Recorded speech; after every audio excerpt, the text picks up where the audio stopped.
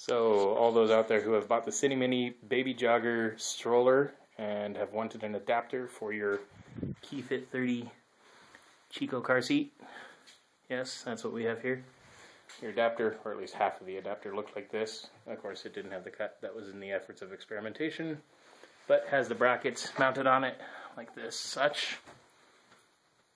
Went and mounted your car seat on there and found that your car seat could not, forgive the video, be on there and utilize the canopy, which basically meant that you had to strip the entire car seat down. Now, I know I have this one on upside down, actually, I just realized, but nonetheless, or is it? I can't remember after all my experimentation. Nonetheless, we ran into that problem, and I know many out there have, that you had to strip the thing down to a skeleton, which then meant you had no canopy, basically, yeah, useless stroller aside from just carrying a car seat around. So I went ahead and made some modifications. I take absolutely no responsibility for anything that happens if you choose to use these modifications yourself. These are all at your own risk, but here's what I did. So as you can see, this one's marked head. The other one's marked foot, which is now in, well, a different form. I took these bad boys off, whole thing here, these brackets, as you can see. I'll show you. Pop them off. Okay, the one that was on the left side, according to the instructions. One that was on the right side, according to the instructions. Transferred them, opposite sides of what the instructions tell you to do. See here? They still pop in, they lock in, just like that. I'm going to put the brake on here. Just like that, alright? Same with the other side. Do that again. Here we are. Okay. Now, there you go. Oh yeah, it sticks out a little bit, but it'll pop right off when you need it to. Now, here is what used to be the foot assembly. Now, you can no longer see the sticker because it's been sanded off at the joints. Used 1/2-inch copper to make this wider. Used rivets on the joints. Yes, for those of you who are more observant, you can probably see that I tried soldering it. Doesn't work. I'm not a genius, but you know what? Experimentation is great. So used rivets. Went ahead and extended this thing out widthwise. Cut off about 1/2 inch here or so. That's up to you, but to remove that little extra hole that's in the end where this part here, for those of you who can see that, there you go, little hole in the end there, that. So where the little screwy thing goes in, cut that off, used my coupler there, sanded the ends down to make the aluminum fit into the copper coupling, because with the paint they're too big, they won't fit in there. They almost do, but not quite.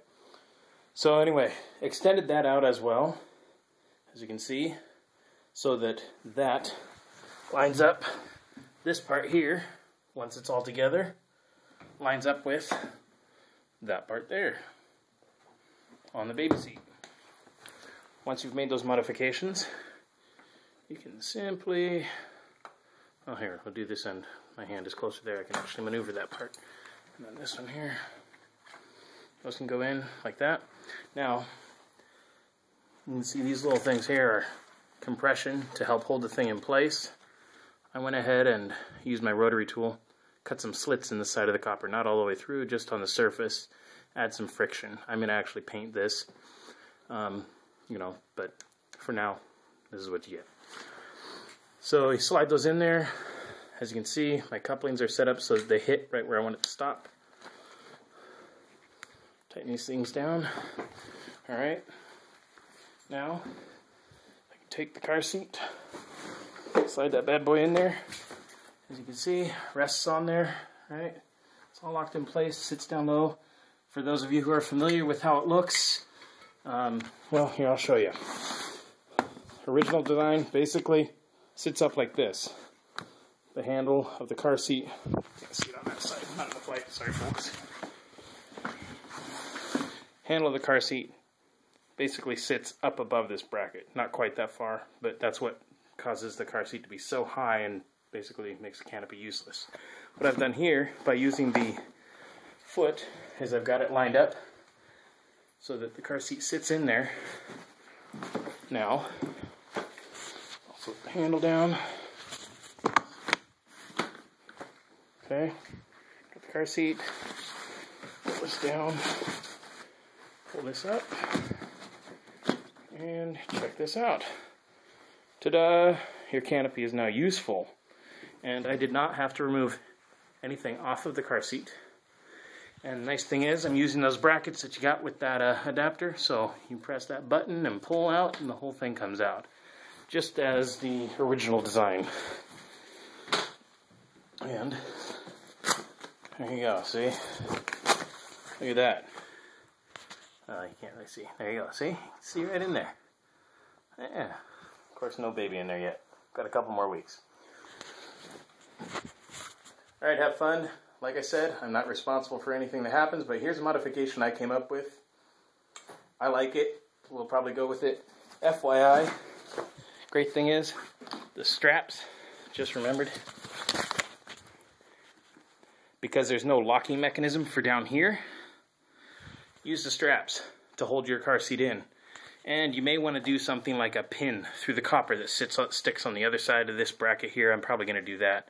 Just so that this, even though I did the little ribs in there to keep it from sliding out, just so that that copper can't slide out and allow the other end of the car seat to fall to the ground. So yeah, hole through there, and they make some nice bracket, little clip-on things or a pin or something. You can come up with something. They'll keep that from sliding back through that bracket. All right, have fun.